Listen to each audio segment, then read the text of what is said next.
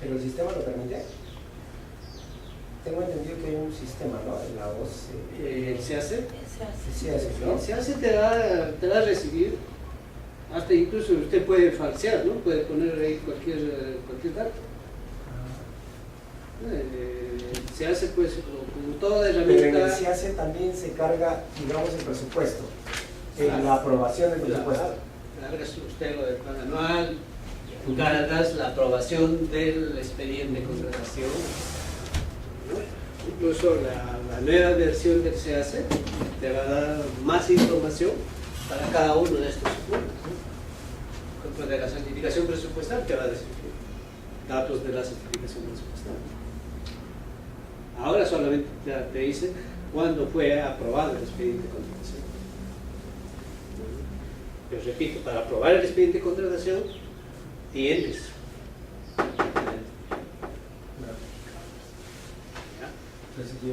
Y en algunos casos, algunos tipos de procesos de selección, tienes que estar incluido.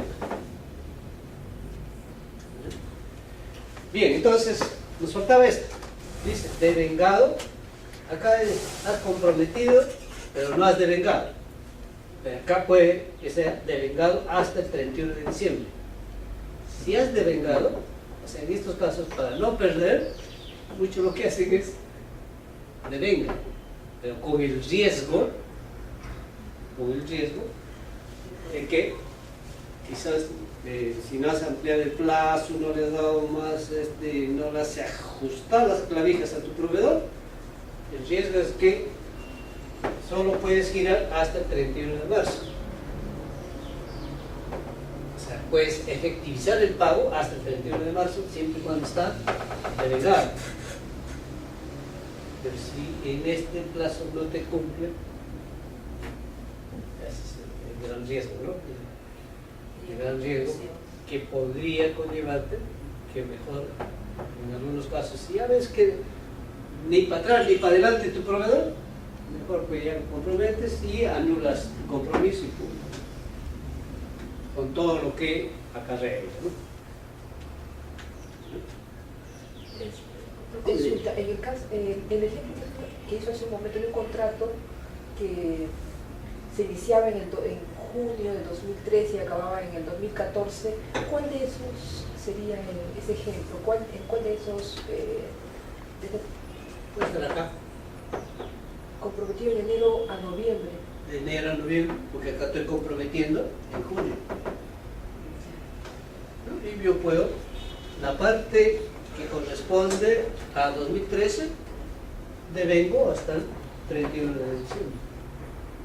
Pero usted dijo antes que solo era posible eso si es que se había acordado entregar Pagos periódicos. pagos periódicos. Claro. En este caso, si no hay pagos Es periódicos. probable, no es probable que estoy hablando de acá de pagos periódicos, ¿no? Es una contratación que pasa de dos años. Y si no fuera el caso de pagos periódicos, Ya, si no fuese de pagos periódicos es contraentrega. Entonces, comprometes nomás, ¿ya? Con las anotaciones correspondientes de que el pago va a ser una vez tenía la conformidad, ¿no? Y que probablemente ya lo vas a hacer con recursos del siguiente ejercicio. Porque al comprometer, ¿no? Te vas a ver obligado a que los recursos tengas que ser considerados sí o sí en tu presupuesto del siguiente ejercicio.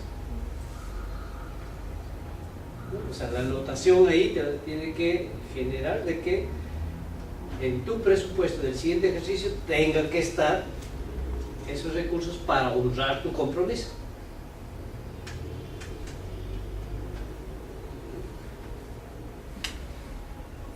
Listo.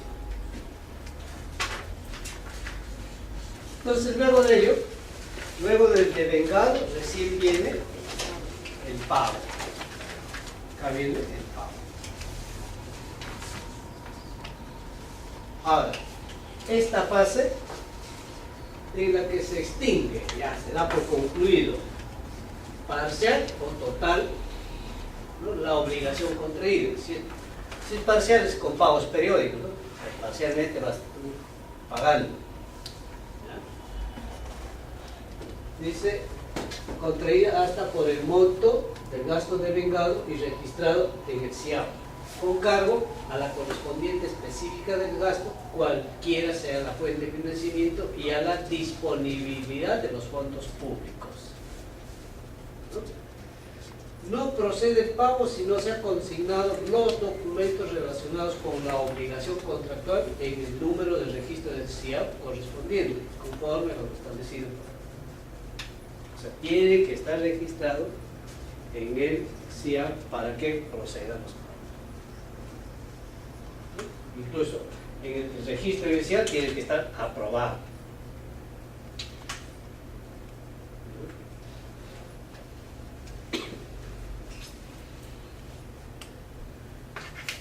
El giro para atender el gasto de devengado, el giro para pagar. El gasto girado debe hacerse mediante transferencias electrónicas. Cheques ahora ya es en forma excepcional. La mayoría de los pagos es transferencias electrónicas, por eso te exigen a tener tu cuenta. O en efectivo, dice, en los casos expresamente estipulados en la normativa del Sistema Nacional de Tesoro. Son los gastos menudos en efectivo.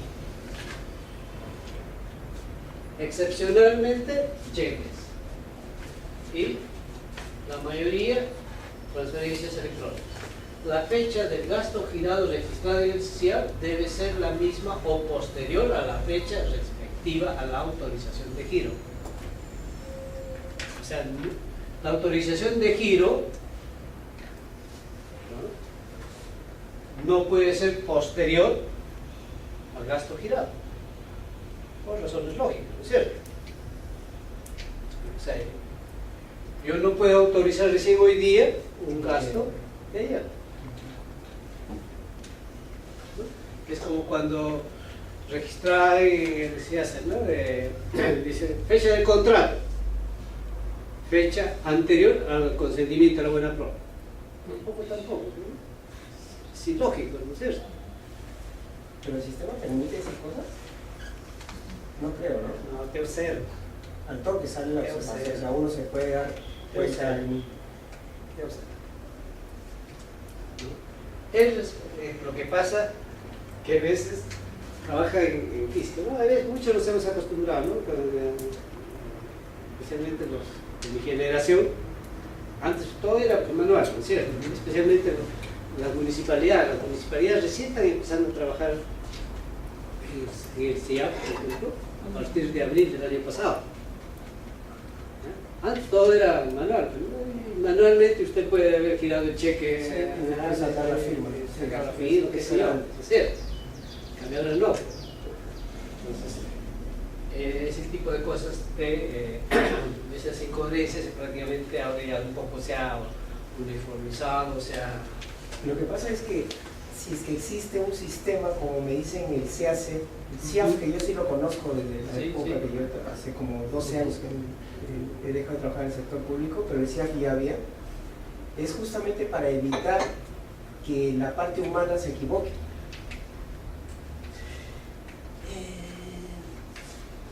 Mira, no hay sistema informático No tengo por ahí. idealmente 100% sin fallas.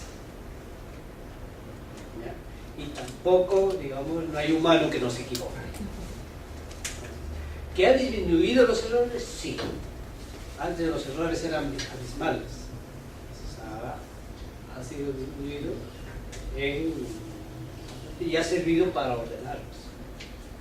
Tanto el SIAP como el CAC, ¿no? Y el SNIP, que vamos a ver enseguida, nos sirven para ordenarlos. Nos sirven para hacer mejor las cosas.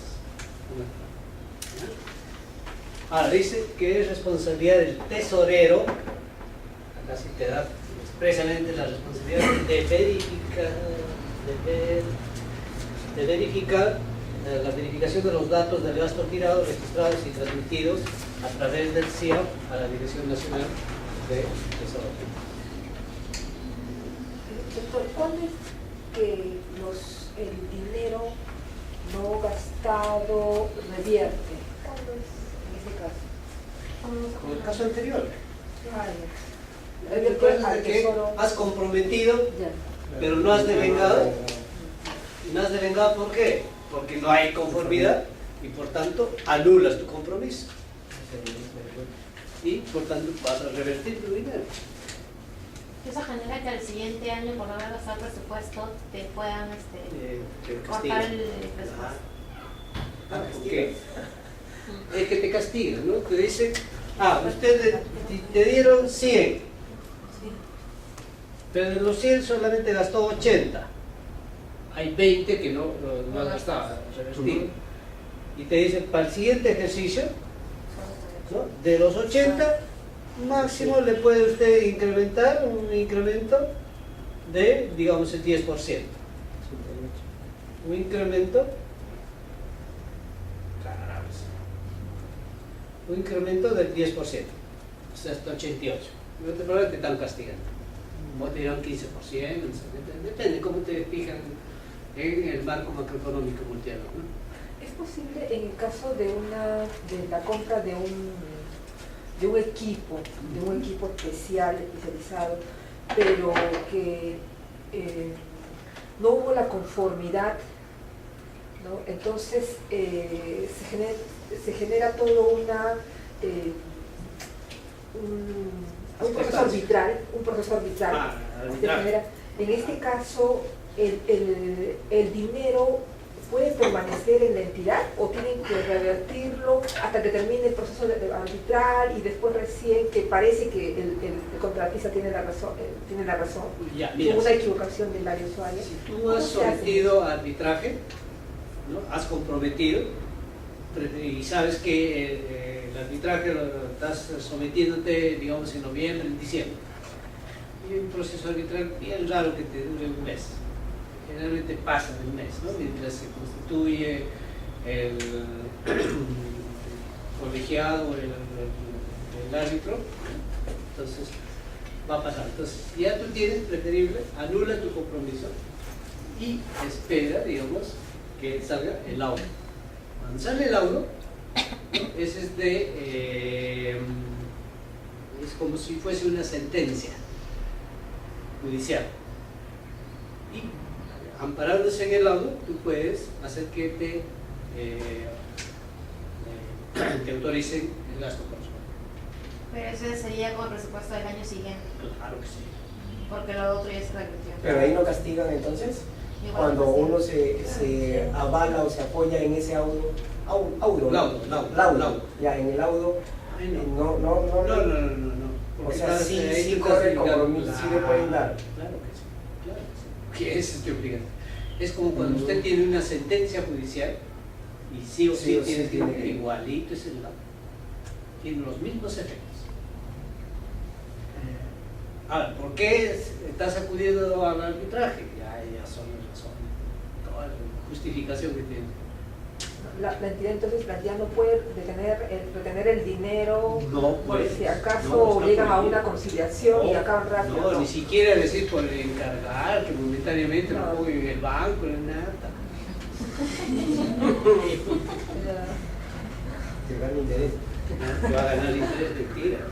Te ganas ahí un juicio.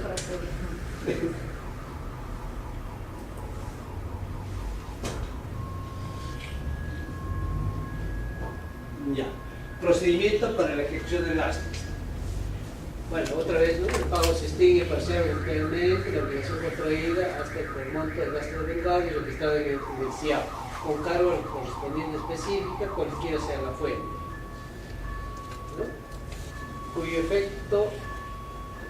Para cuyo efecto es indispensable, dice, se haya recepcionado a través del CIAP las autorizaciones de giro y el pago correspondiente en el caso de los fondos administrados y procesados a través de la Dirección Nacional de Presupuesto Público. Se haya verificado la disponibilidad de los montos depositados en la respectiva cuenta bancaria, si es de planillas, ¿no? A cada uno se le pone, se le deposita en sus cuentas. Entonces, ahí la disponibilidad del monto. En el caso de fondos provenientes de otras fuentes de financiamiento. El registro del gasto devengado en el CIAP para la adquisición de bienes, servicios y obras solo procede si los datos de los documentos pertinentes de la fase del compromiso hayan sido registrados y procesados previamente en el CAC. Cuando es de contratación pública, previamente tiene que estar registrado. Debiendo, dice, consignarse el número de registro en el CIAP, los documentos conformes. Hay una interfase del CAC al CIAP. Hay un ID, o sea, un identificador, ¿no? Que le genera el CAC para el CIAP, ¿no? Al cual en el CIAP es invocado, ¿no? De la autorización de giro, dice. La autorización de giro constituye aprobación del monto para el giro del cheque, la emisión de la carta orden o la transferencia electrónica con cargo a la cuenta bancaria correspondiente.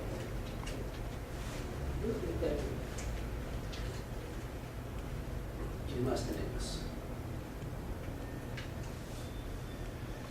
Condiciones para el gasto girado. Dice, es requisito para el registro del gasto girado que el correspondiente gasto devengado haya sido contabilizado inicial.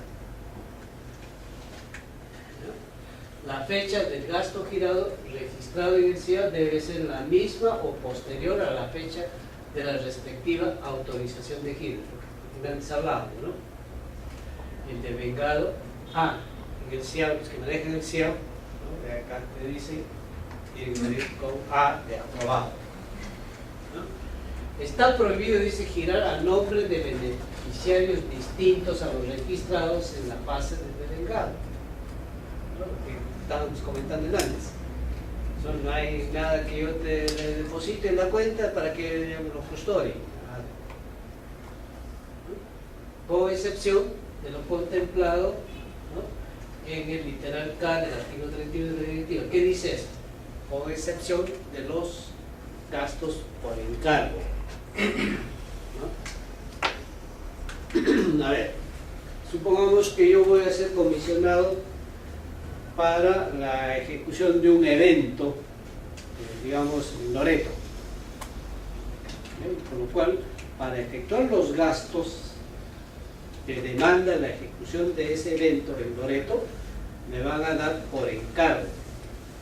Me van a dar cierta suma de dinero, el cual yo voy a llevar para pagar, por ejemplo, a los proveedores de mis refrigerios, a los que me van a sacar las copias, al que voy a pagar el alquiler del local, etcétera, etcétera.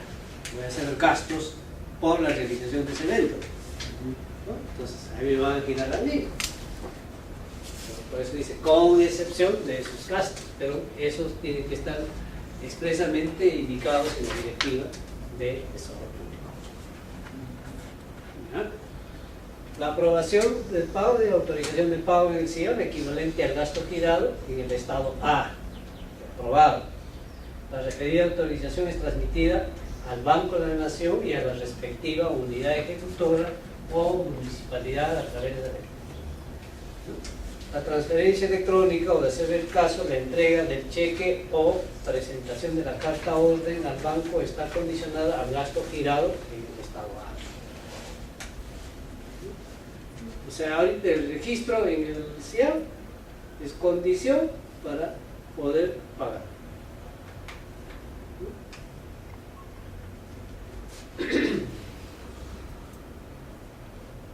Pagos en efectivo. ¿En qué caso se hace pagos en efectivo?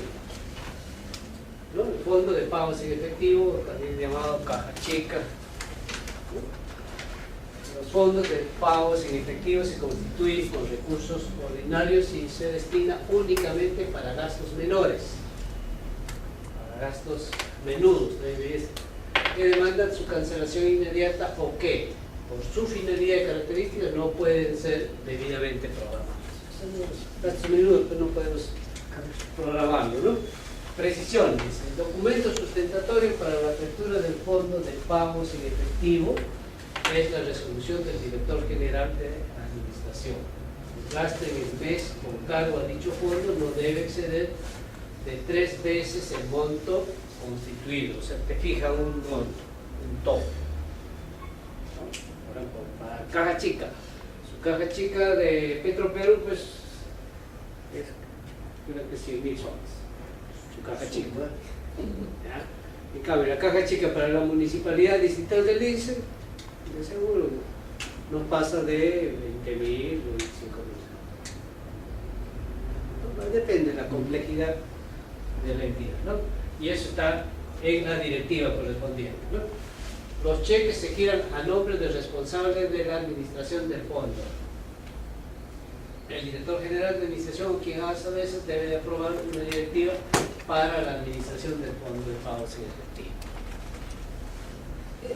Disculpe, en el punto 2, donde dice el gasto en el mes con cargo a dicho fondo no debe exceder 3 veces el monto constituido. El monto constituido es, en el ejemplo que usted dijo, el monto total en el ejemplo de, por ejemplo, de Petroperú de 100.000. Eso es el monto constituido. Lo que pasa, te giran una vez 100.000, pero usted va a ir gastando de ese fondo. Pero no vas a esperar que termine los 100.000 para que recién recibas otra remesa, digamos, otros 100.000. Pero eso no puede exceder, o sea, 3 veces, o sea, para que pase a la cuarta, al cuarto monto, para que sea mayor a 300.000, ¿no? Debes de haber ya rendido el primero. A eso me refiero. ¿Qué quiere decir? Que en un mes puede uno gastar hasta 3 cajas chicas 3 montos. y no le van a cortar en el cuarto mes que va a pedir su caja normal mientras En que el esté siguiente mes no te vendiendo. va a dar. No, o sea, Ajá. en este mes te puede haber girado 1. Ya estás gastando, pero no terminas de todo. Claro, y viene más cositas. Para rendir tienes que ejecutar tus gastos. Supóngase que me dieron para ir a Iquitos. El Iquitos recién se da a fin de mes. ¿Y qué hacemos con Claro, hay gastos? otros gastos. Entonces requieres que realmente te habiliten. Otros 100. Ya estás rindiendo, estás ejecutando los dos. Pero hay una emergencia, algo. Otro 100. Y ya no creo ya una cuarta, ¿no? Claro, entonces, hasta Otra tres, vez ¿no? ya tú ya tienes que rendir cualquiera de los hechos para que te habiliten. Y esa caja chica tiene que estar aprobada con una resolución de administración porque si no, no tendría validez. Necesariamente tiene que tener resolución. Así es. Aprobación. ¿Ya? Adicionalmente a lo señalado dice, podrá utilizarse el fondo fijo para caja chica para gastos con cargo a fuentes de financiamiento distintas a la de recursos ordinarios. Fondos de pago de efectivo con recursos ordinarios. Donde es distintos a recursos ordinarios es caja chica.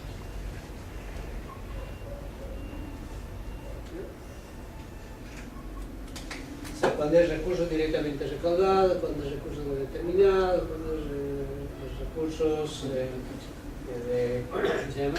Por operaciones oficiales de crédito, etc.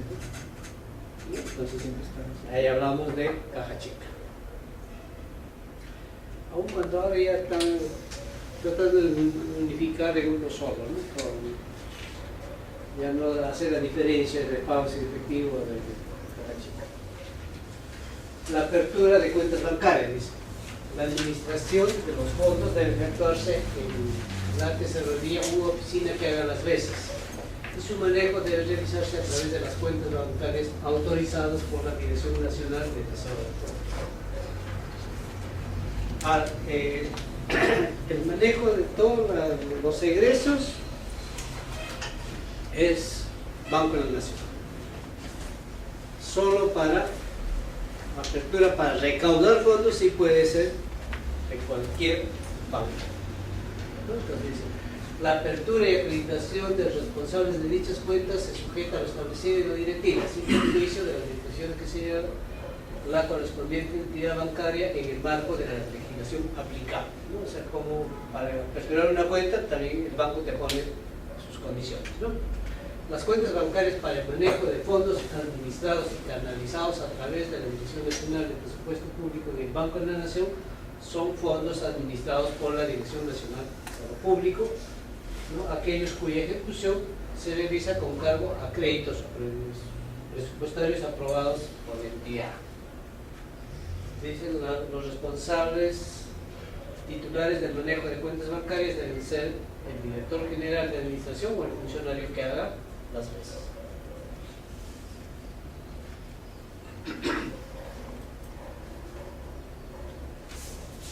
Modalidades de pago. Lo borro.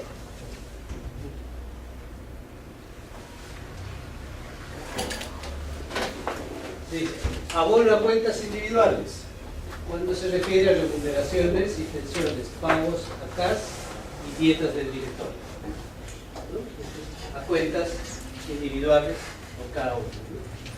Transferencias electrónicas a cuentas del Sistema Financiero Nacional, a proveedores del Estado. Pago con cheques, que son excepcionalmente utilizados como medio de pago exclusivamente para los casos señalados en el artículo 31 de la directiva. Pagos en efectivo, cuando son gastos menudos que demandan cancelación inmediata o que no pueden ser pagados con otros instrumentos. Puede también utilizarse cuando tenemos obras por administración directa para el pago de los jornales. En el caso de las remuneraciones y pensiones, se considera pagado cuando la entidad ha depositado el dinero en cuentas individuales en el Banco de la Nación o cuando la persona ha cobrado. Le digo la pregunta porque se le dijo, el Poder Judicial envió un documento por el pago, diciendo que debía pagar los devengados de la 037. En este caso se le dijo que se había depositado, al Poder Judicial dijo que se había depositado, se le había abonado en la cuenta de este pensionista, pero él quería, el Poder Judicial en este caso querían que le demostráramos que la persona había cobrado. Ya. Mira, en el caso, si estamos hablando de pago, ¿Cuándo se considera nosotros pagado? podemos, no, pagar ya es cuando Se hemos abonó. depositado en su cuenta. Si cobró o no cobró, eso ya no Ese nos ya puede es- exigir eso. Eso ya no, pues. No. A mí me pagan mi remuneración, me depositan, ya está pagado en mi cuenta. Que yo haya retirado, no haya retirado, y es. Ese es- Pero eso quedará un historial en el banco la fecha que se te no depositó. solamente un historial en el banco, sino que usted tiene el documento que estás autorizando en el CIA de que hay autorización de pago. Y en el banco también además queda, pues, queda el registro. La entidad entonces podría solicitar al Banco de la Nación La transferencia. un documento de registro de si ha habido un cobro o no cobro. Claro. No, pero el que cobre o no cobre es nada, es Ya es una necesario. exquisitez Lo de- que de usted poder tiene que judicial, ¿no? demostrar es de que ha sido depositado, que eso significa que ha sido pagado. Y el banco le puede emitir un que sí, tal la oportunidad de recibir. Y eso está obligado el banco a pagar.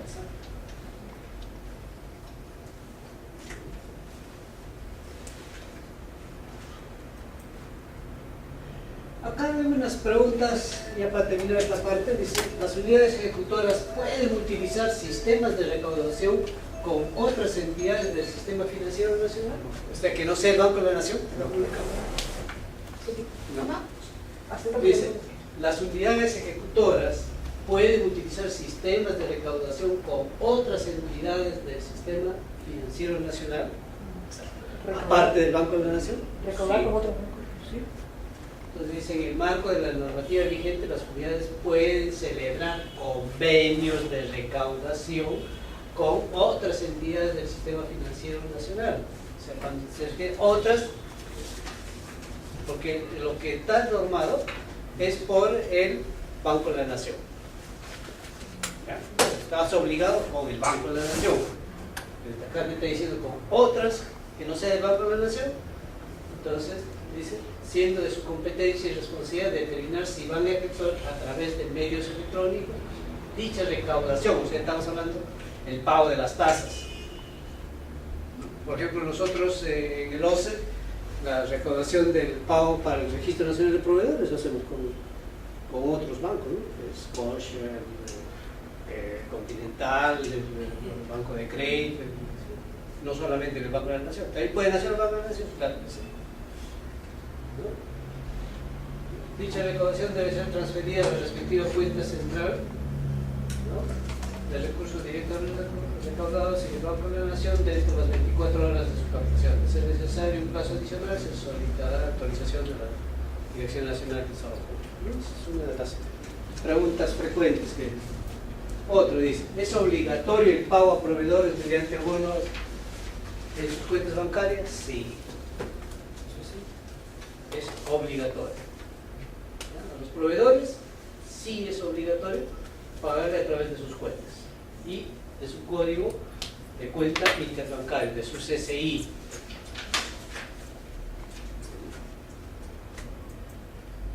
Se puede entregar fondos para su administración en la modalidad de encargo a entidades de otros pliegos presupuestarios del gobierno nacional, regional y local. No. No hay ahora encargos. Por lo menos a partir del 2011, hasta el 2011, perdón, hasta diciembre del 2010, a partir del 2011 ya no se pueden dar los encargos, ¿no?, entre entidades del Estado, de otros pliegos.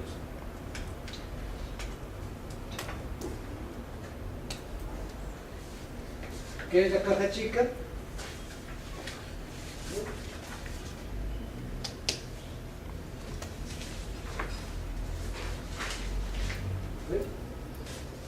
Ahora ya con esta directiva se ha unido, ¿eh? Lo que antes teníamos fondos de pago fondo de pago en efectivos y fondos de caja chica, estableciéndose ya un único fondo, ¿no?, denominado caja chica.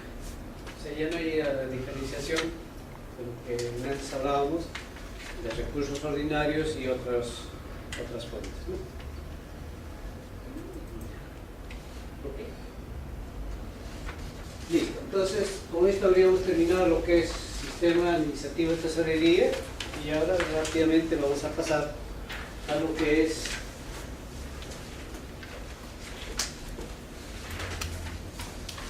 el Sistema Nacional de Inversión. Doctor, una pregunta última. Dime. En el caso sobre el pago en cheques, ¿por qué es excepcional? Porque los cheques ahora, como te obligan a que los pagos, por ejemplo, los proveedores, todo sea en su cuenta, es una obligación pagarle a través de su CCI o a través de su cuenta bancaria. Entonces, es excepcional el uso de cheques. ¿Por qué? Porque tú tienes que ir a cobrar al banco tal como era antes, ¿no? Si a mí me gira un cheque, entonces ese cheque tengo que yo ir a cobrarlo al banco. Eso por un lado. Ahora, ¿en qué casos excepcionalmente se está girando cheques? En los casos de viáticos. ¿Ya? En los casos de algunos encargos.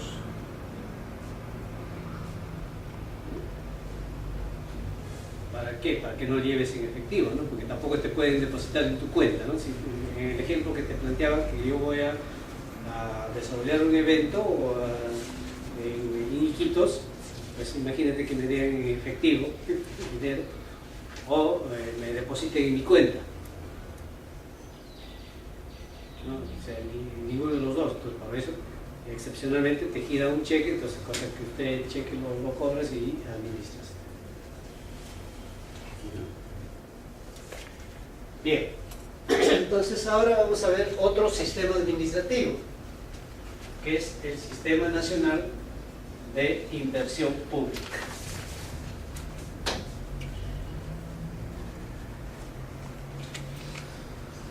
El Sistema Nacional de Inversión Pública tiene su base legal en la ley del 17.2/93, o sea, la ley del Sistema Nacional de Inversión Pública, más sus modificatorias en este decreto supremo, ¿no? Y en las resoluciones directorales, ¿no? Que entró en vigencia a partir del 10 de febrero del 2009.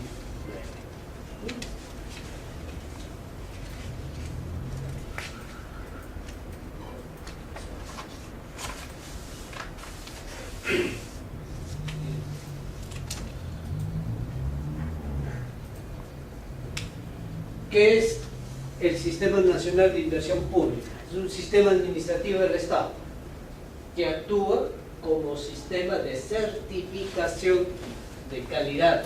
¿De qué? De los proyectos de inversión pública. Es una herramienta de planificación de la inversión, ¿no? Que es anterior a la formulación del presupuesto.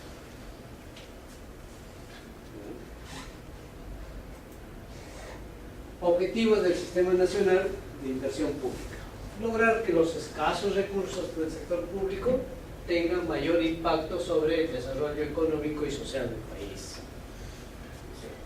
En cierta medida, evitar que se ejecuten obras innecesarias u obras que finalmente no sean utilizadas. Como hay una serie de ejemplos, ¿no?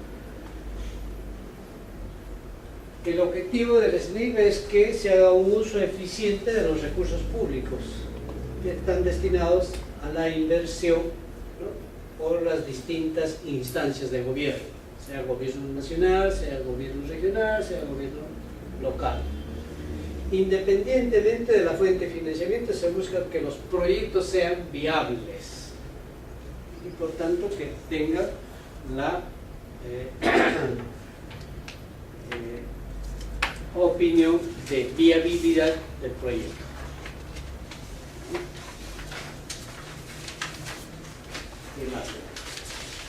¿Quiénes son los responsables? ¿Quiénes formulan el proyecto de inversión pública? Las diferentes instancias de gobierno: gobierno nacional, gobierno regional, gobierno local o algunos terceros. Si un organismo no gubernamental quiere apoyar al Estado con la donación, digamos, de un expediente técnico o estudios de preinversión, ¿no? Para una obra X, entonces esta tiene que formular acorde, ¿no? Acorde a lo que está normado por el Sistema Nacional de Inversión Pública. Por eso hablan de terceros. ¿Okay? ¿Quiénes financian? Puede ser financiado por el sector público, también por el sector privado. Recuerden que ahora hay las inversiones público-privado. Por ejemplo, la vía Parque Riva son iniciativas público-privadas. La municipalidad más la inversión del sector privado. Por ejemplo, las obras por impuesto es participación público-privada. Los privados ejecutan con cargo a los impuestos correspondientes. Los organismos internacionales, llámese el BID, la CAF, etc. Y la comunidad. La comunidad, cuando quiere solicitar, digamos, la ejecución, por ejemplo, tal o cual carretera, quiere financiar parte de ello, su financiamiento tiene que estar acorde a lo normado por el Sistema Nacional de Inversión. ¿Quiénes evalúan? La Oficina de Programación de Inversiones, o sea, la OPI, Oficina de Programación de Inversiones del sector público, de acuerdo a las instancias correspondientes. Doctor, en el caso si una comunidad, digamos un grupo de personas en el grupo de personas que quisieran financiar una obra que sea irracional, digamos un monumento al sombrero, un monumento así. Entonces, sería también evaluado por la Oficina de Programación de Inversiones y ella vería su procedencia, ¿no? No, para tener la opinión de viabilidad, Sí. ¿no? En el marco de lo que implica una inversión pública, tiene que someterse a la directiva, ¿no? Planteada por el Sistema Nacional de Inversión Pública. O sea, si una comunidad quiere construir, digamos, un colegio, que es inversión pública, ¿no? O sea, no bastará porque con que la comunidad solamente haga toda la infraestructura. Ellos con faena comunal, etcétera, te hacen toda la infraestructura. Pero todo esto tiene que responder a una opinión de viabilidad. Y para tener la opinión de viabilidad del SNIP, tienes que hacer los estudios de preinversión y los estudios definitivos. Para que te aprueben los estudios de preinversión, tienes que formularlo acorde a lo que está normado por lo que es inversión pública. Así nomás no se puede hacer porque ellos, por ejemplo, porque el grupo de gente va a donar el dinero, así nomás no puede Para que te donen, o sea, tienes que tener, digamos, el estudio. O sea, con ello se quiere evitar que se ejecuten, repito, obras, por un lado, o que quede inconclusa, o que no tengamos un uso adecuado, ¿no? Te doy un ejemplo. Comunidades, tú sabes, en Sierra especialmente se realizan las fiestas patronales, ¿no? Y muchas veces las municipalidades son los que se encargan de la organización de estas fiestas patronales y son ocasiones para recaudar fondos. Entonces, en algunos casos pues me dicen, no, necesitamos fondos, etcétera, para construir nuestro coliseo. Es el caso que la construcción de ese coliseo no es solamente pues porque ahí se le vino la idea al alcalde o a las autoridades, ¿no? Sino la construcción de ese coliseo tiene que responder a una opinión de viabilidad. Como eso te quiero decir, ¿no? Porque a veces hace la construcción de su estadio, etcétera, un señor estadio que es el más grande del mundo. ¿Por qué el más grande del mundo? Porque nunca se llena, porque no responde, digamos, a todo un estudio que, digamos, el nivel de público que va a tener. Si solamente pues, esa comunidad o ese poblado se llena en fiestas patronales, porque todos los residentes de fuera, foráneos, van a ese para la fiesta nada más y todo el año después está descampado, ¿no? Algo así, ¿no?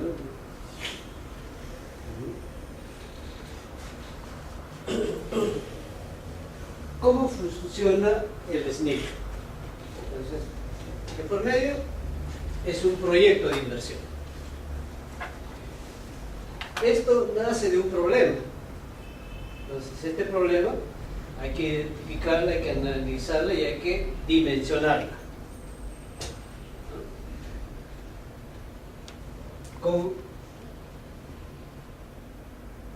Con la formulación de los estudios se plantea una solución, ¿ya? Pero para ello se requiere la intervención del SNIP para la opinión de viabilidad. Y la opinión de viabilidad te tiene que decir que si es rentable socialmente, es sostenible en el tiempo y hay una consistencia con las políticas públicas. ¿Qué quiere decir? Volvamos al ejemplo del estadio, ¿no? ¿Hay una rentabilidad social? ¿Habría una rentabilidad social si nunca se llena? No. ¿Para qué vas a gastar en todo hacer gastos para que solamente lo utilices una vez al año y eso? ¿Ya? sostenible. El construir una infraestructura no es solamente tenerla como una infraestructura, ¿no?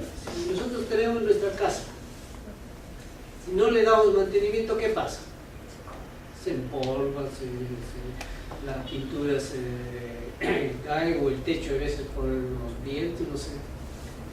Hay que darle mantenimiento. Y el mantenimiento implica gasto, implica costo, implica sanciones, o lo que antes hablábamos. Ya. Una vez inaugurado, recuerden la clase pasada que les hablaba, cuando tenemos un proyecto, una vez inaugurado, el proyecto se convierte en actividad y hay actividades ya permanentes para que haya un sostenimiento o un funcionamiento permanente. Esa evaluación también se hace similar al objetivo que tenga cada inversión pública. Se dirigía. Cada proyecto tiene que tener sus estudios correspondientes y por tanto su opinión de viabilidad correspondiente. Incluso es por componentes, ¿no? Que después lo vamos a ver. Y tiene que estar en el marco de las políticas públicas del país, ¿no? O sea, algo que no es públicamente necesario, ¿para qué lo vas a hacer? Supongo, para que me entiendan mejor. Yo quiero hacer, digamos, pozas de maceración. ¿Cosas de qué? De maceración. ¿Saben qué es la poza de maceración?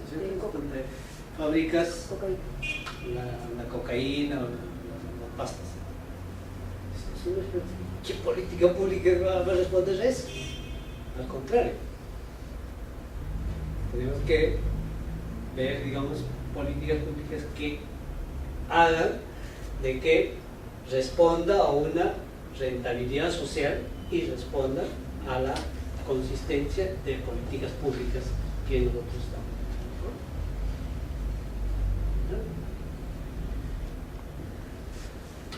Otra, por ejemplo, la disyuntiva hoy en día que se plantea, ¿no? ¿Qué creen ustedes? ¿Qué es más conveniente, más positivo, rentablemente social? ¿Que el Estado siga administrando las cárceles o que entreguemos en concesión a los privados?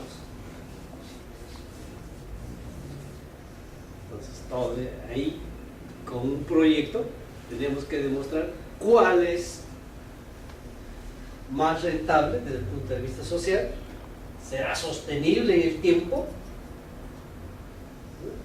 y será consistentes con las políticas públicas. Entonces, es una gran interrogante, ¿no? Que ahorita nosotros estamos en toda esa disyuntiva, ¿no? O sea, hay todo un proyecto por parte del Ministerio de Justicia, ¿no? En hacer de que el INPE se retire de la administración de los establecimientos penitenciarios y se dé todo eso en concesión a un privado, y un privado que administre, ¿no? Administre las cárceles del país. Otro ejemplo, ¿no? ¿Qué es más conveniente? Que las municipalidades sigan administrando las empresas de servicios de agua potable y alcantarillado, o que los concesionemos todo ello a un privado y un privado se encargue de eso. Es lo que antes teníamos en disyuntiva, ¿no? Antes de la privatización de Entel Perú, ¿qué se decía, no? ¿Qué es más conveniente? ¿Que Telefónica sea caro o que sigamos teniendo Entel Perú? Son proyectos, ¿no? Entonces, de eso se trata, ¿no? De eso se trata la intervención, en este caso del SMI. Seguimos. El proceso del proyecto de inversión pública, identificación de la idea. ¿Cómo identificamos las ideas? A través de los planes de desarrollo urbano, los planes maestros, planes de uso turístico, planes de rápido impacto, etc. Por ejemplo, para el sector turismo. Etapa de preinversión. ¿Qué se realiza en la etapa de preinversión?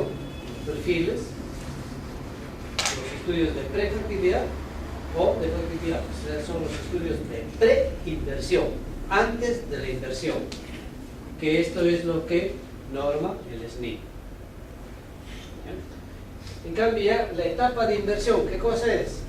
Los expedientes técnicos, para el caso de obras, la ejecución de los componentes del proyecto. O sea, puede ser por partes. Por ejemplo, lo de modernización del Estado. ¿De qué componentes están compuestos? Todo lo que es la parte de tributos, de SUNAT, la parte de contrataciones, el SEAS, la parte de la administración financiera, el SEA. Son proyectos o, digamos, componentes del proyecto de modernización del Estado, con los sistemas informáticos. Otra forma de ver el ciclo del proyecto. Esta es la que ve preinversión y lo que se logra con la declaración de viabilidad, la parte de preinversión. Tenemos inicio. Las ideas nacen, por ejemplo, algunos que tengan que ver con recuperación de infraestructura, que tengan que ver con políticas de desarrollo, que tengan que ver con condiciones de vida deficitarias o percepción de personas. Entonces son algunas ideas fuerzas que nacen, ¿no? O que dan pie, que originan las ideas de inversión pública. Entonces, estas hay que analizarlas, que pueden ser analizadas a través de un perfil, a través de un estudio de prefactibilidad o un estudio de factibilidad. No es necesario que pasen las tres etapas, ¿no? De frente te puedes ir a la factibilidad, de frente o del perfil, más con un buen perfil puedes pasar a